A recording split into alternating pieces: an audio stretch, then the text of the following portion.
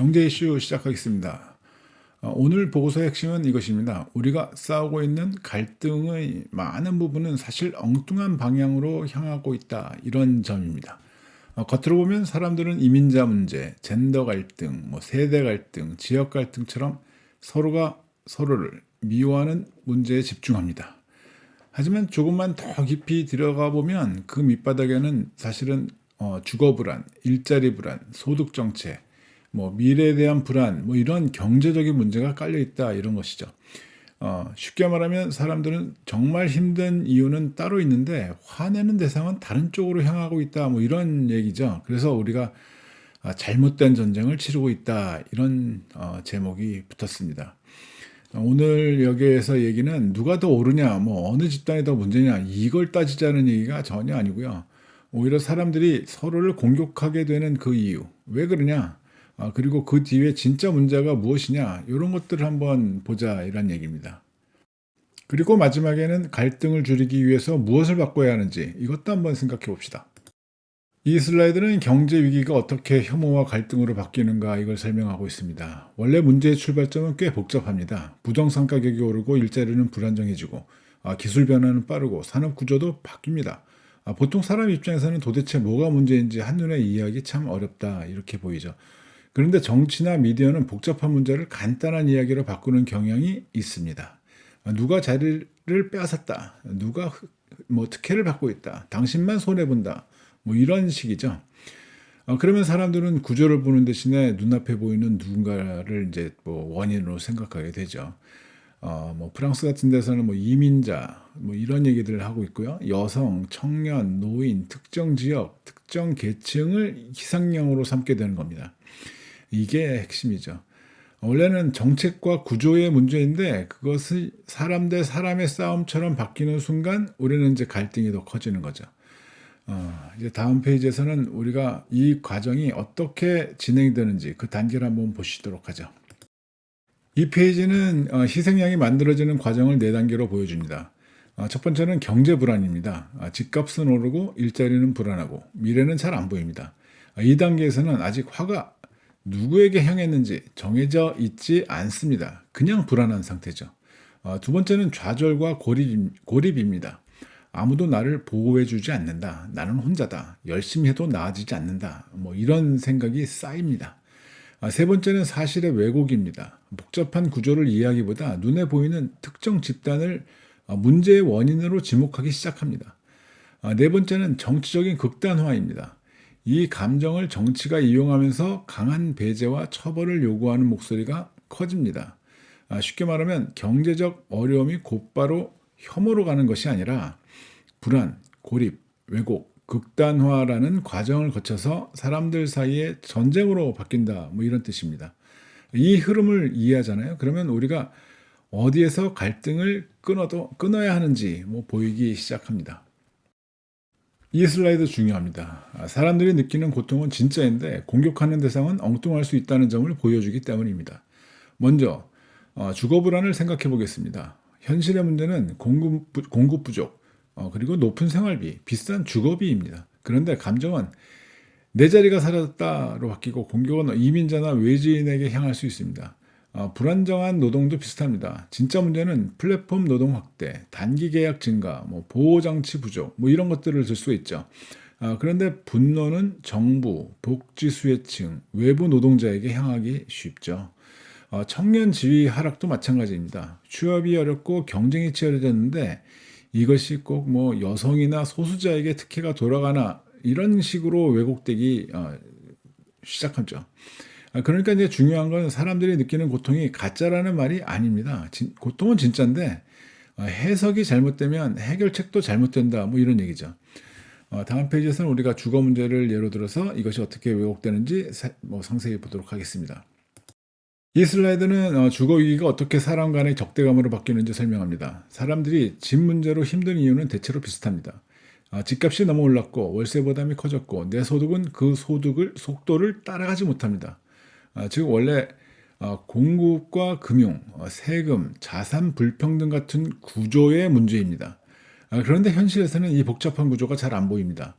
대신에 누가 내 자리를 빼앗았다. 외부인이 들어와서 집값이 올랐다. 특정 집단만 혜택을 본다. 뭐 이런 식의 말이 더 쉽게 퍼집니다. 왜 그럴까요? 사람은 눈에 보이는 대상을 원인으로 삼는데 더 그게 뭐 쉽게 느껴지게 됐죠. 보이지 않는 제도보다 눈앞에 타인을 원망하는 편이 감정적으로 더 단순합니다. 하지만 그렇게 가면 문제는 해결되지 않죠. 집은 그대로 비싸고 사람들끼리의 감정만 나빠집니다. 그래서 이 슬라이드에서 말하는 핵심은 뭐냐면 주거 위기를 사람 문제로 보면 갈등만 커지고 구조 문제로 봐야 해법이 나온다 이런 얘기입니다. 이 슬라이드는 불안정한 노동의 문제를 세대 갈등만 뭐 보면 안 된다 뭐 이런 점을 보여줍니다. 요즘 많은 분들이 청년이 힘들다, 중장년이 힘들다, 누가 더 손해냐 놓고 이게 뭐 이런 얘기하죠. 그런데 진짜 핵심은 세대 자체보다 연결되어 있느냐, 끊어져 있느냐 이런 문제입니다. 어떤 거냐면요. 불안정한 노동이 늘어나고 사람들은 쉽게 고립됩니다.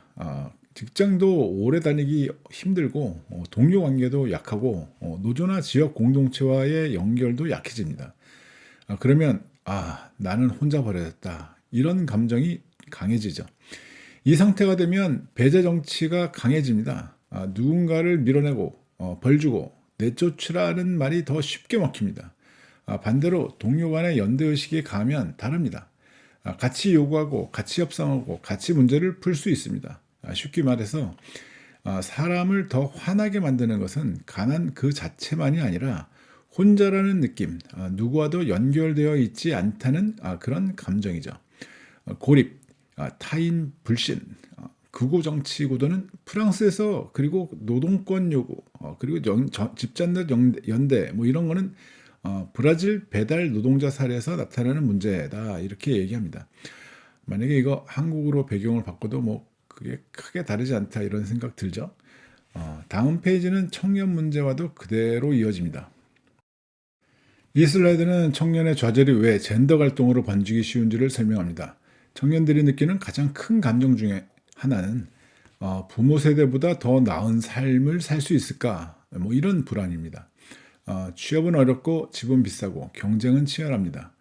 그 자체가 먼저 해결돼야 할 현실 문제입니다. 그런데 이 현실 문제는 다른 방식으로 해석이 됩니다. 구조적인 장벽 때문이 아니라 누군가가 특혜를 가져갔기 때문이라고 생각하게 되는 겁니다. 그래서 여성, 소수자, 특정 세대가 분노의 대상으로 지목되기도 합니다. 하지만 따지고 보면 청년의 어려움은 특정 집단이 너무 많이 가져서 생긴 문제라기보다 전체적으로 좋은 일자리와 안정된 삶의 발판이 줄어든 데서 나옵니다. 그러니까 진짜 싸워야 할 대상은 서로가 아니라 기회가 점점 좁아지는 구조, 사다리가 끊어진 그런 현실입니다. 그래서 이런 얘기를 할 수가 있습니다. 누가 더 특혜를 받았는지 따질 것인가, 아니면 왜 모두가 불행해졌는지를 볼 것인가 하고 말입니다. 이 페이지는 지금까지 본 내용을 한 장으로 묶어서 보여줍니다. 주거에서 밀려나고 노동에서 파편화되고 지위 하락의 상실감을 느끼는 새 흐름이 결국 한 곳에서 만난다. 이런 것입니다. 그 중심에는 사회적 고립과 안전망 부재가 있습니다. 쉽게 말해서 집도 불안하고 일도 불안하고 미래의 위치도 불안한데 그걸 받쳐줄 공동체나 제도까지 약해지면 사람은 훨씬 쉽게 분노하게 된다. 이런 얘기죠. 중요한 점은 갈등을 키우는 직접 원인이 단순히 문화 차이나 가치관 차이만이 아니다. 이런 것이죠. 오히려 연결이 끊긴 상태가 사람을 더 공격적으로 만듭니다. 혼자가 되면 구조를 보지 못합니다. 같이 해결해야 할 길도 보지 못합니다. 결국 자기 옆 사람을 적으로 보기 쉬워집니다. 그래서 아주 분명한 메시지를 전해주는 이 페이지에서 우리가 볼 것 뭐냐? 경제적 고통이 문화적 증오로 바뀌는 데에는 그 사이를 이어주는 촉매, 즉 단절이 있다는 것입니다. 여기서는 한 가지 중요한 현실을 점검합니다. 문제가 분명해 보여도 왜 당장 바꾸기 어려운가 하는 질문입니다. 그 이유는 여러 가지입니다. 첫째, 정부 재정에 한계가 있습니다.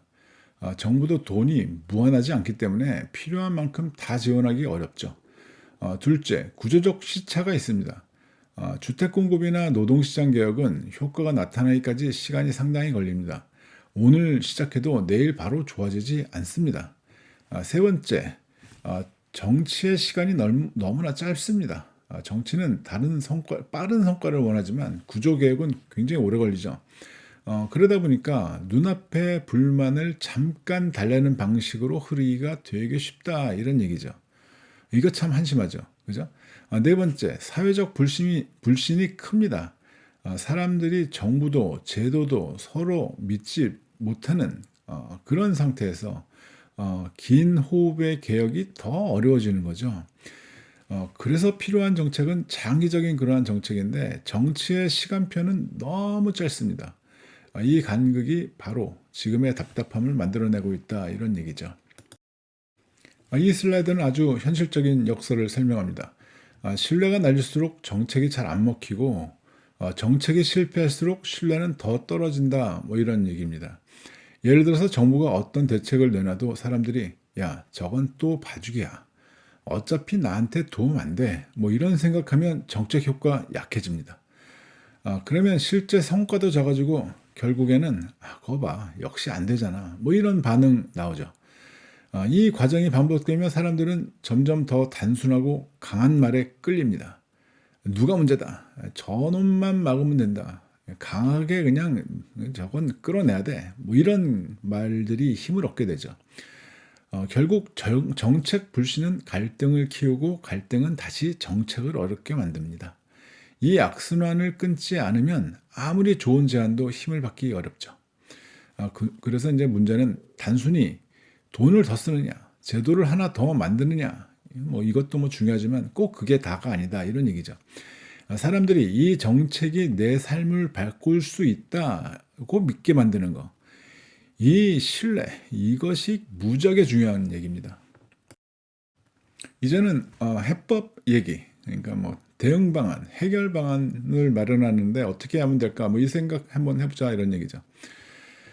과거 방식에서 미래 방식으로 어떻게 바뀌어야 하는가? 이거 한번 보자는 거죠.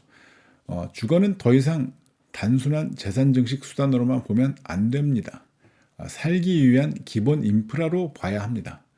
노동도 마찬가지입니다. 계약서 한 장만 보고 보호할 것이 아니라 지금 뭐 실제로 어떤 위험에 노출되어 있는지 그 기준으로 보호를 해야 된다 이런 얘기죠. 플랫폼 노동자든 프리랜서든 위험이 크면 보호가 필요하다 이런 뜻입니다. 청년 정책도 단순한 보조금에서 끝내면 안 됩니다.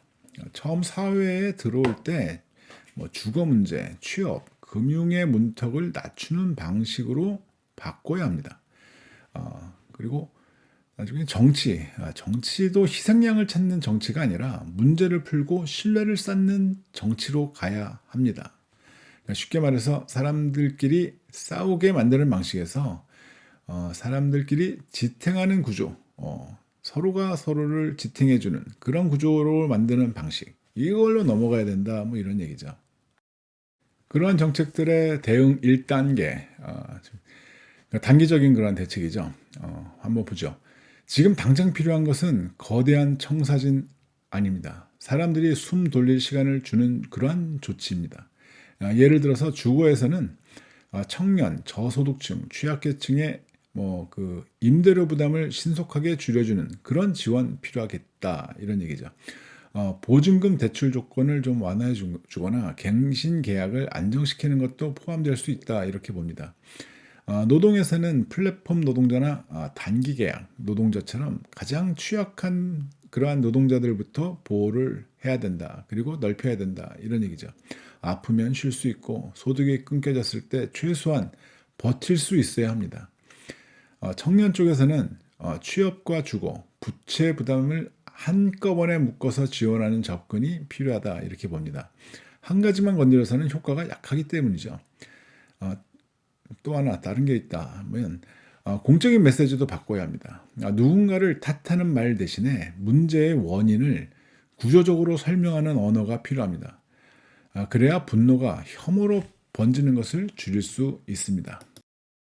다음은 중개과제. 제도적인 방어벽을 세우는 그러한 방식 한번 보죠. 단기 지원만으로는 갈등을 완전히 없애기 어렵습니다. 이제는 사람들이 덜 불안해지도록 제도 자체를 바꾸는 작업이 필요합니다. 주거에서는 공공임대와 중간 가격대 주택, 그리고 도심 안에서 살 수 있는 기반을 더 튼튼하게 만들어야 된다, 이렇게 보고 있고요. 내가 살 곳이 있다, 이런 믿음이 있어야 사회도 안정됩니다. 사회보험도 바뀌어야 합니다. 정규직 중심이 아니라 일하는 방식이 달라도 기본적인 보호를 받을 수 있도록 넓혀야 합니다.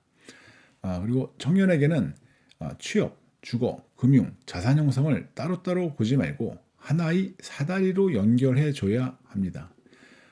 그리고 지역에서 사람들이 다시 만날 수 있는 공론장, 협력 구조도 필요하다, 이렇게 봅니다.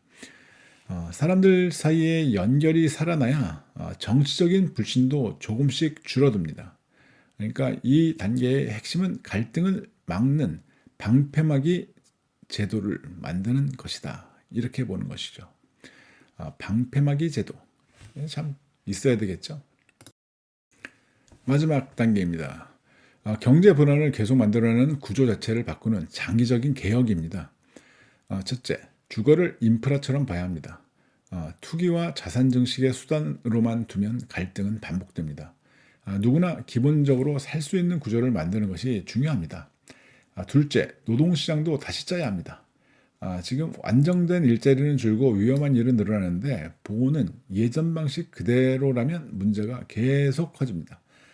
셋째, 분배 구조도 손봐야 합니다. 세대 간, 계층 간 격차가 너무 커지면 사람들 서로 경쟁자로만 보게 됩니다. 참 그렇죠. 넷째, 재정 구조도 새롭게 설계해야 합니다. 어디서 돈을 쓰고 무엇을 줄이고 어떤 미래를 우선할지 이것에 대한 사회적인 합의가 필요하다, 이렇게 봅니다. 이러한 단계, 이렇게 마지막 단계를 보게 되면 상당히 시간이 오래 걸릴 것 같습니다. 그런데 여기까지 가지 않으면 우리는 계속해서 단기 처방, 뭐 응급처치 이것만 계속하게 되는 거죠. 그러니까 효과가 없는 데서 계속 끝나고 갈등은 계속 나오고. 그러니까 진짜 갈등을 줄이려면 구조를 바꿔야 된다, 이렇게 얘기하는 것입니다. 지금까지 내용을 요약해 보면 아주 단순합니다. 정체성 전쟁을 끝내려면 경제적 안전망을 확보하고 사회적 연결과 신뢰를 다시 만들어야 한다, 이런 얘기죠. 문화적 혐오와 갈등은 그냥 사람들의 성격이 나빠서 생기는 것이 아니다. 그 뒤에는 경제적 토대의 붕괴, 그리고 제도가 나를 지켜주지 않는다, 이런 불신이 있다라는 얘기입니다. 그래서 해법도 분명합니다. 남 탓, 사람 탓하는 정체에서 벗어나야 된다, 이런 얘기죠. 누군가를 희생양으로 삼는 방식이 아니라 문제를 만들어낸 구조를 고쳐야 한다, 이런 얘기죠. 경제적 안전망이 회복되고 사람들이 다시 연결되고 제도를 믿을 수 있게 되면 희생양 정치의 힘은 자연스럽게 약해질 수밖에 없습니다. 결국 우리가 해야 할 일은 서로를 미워하는 것이 아니라 서로를 미워하게 만드는 조건을 바꾸는 것입니다. 여기에서 이 점이 가장 강조하고 싶은 거죠. 좀 구조적인 조건을 좀 바꿔줘라, 이런 거죠. 여기까지 하겠습니다. 수고하셨습니다.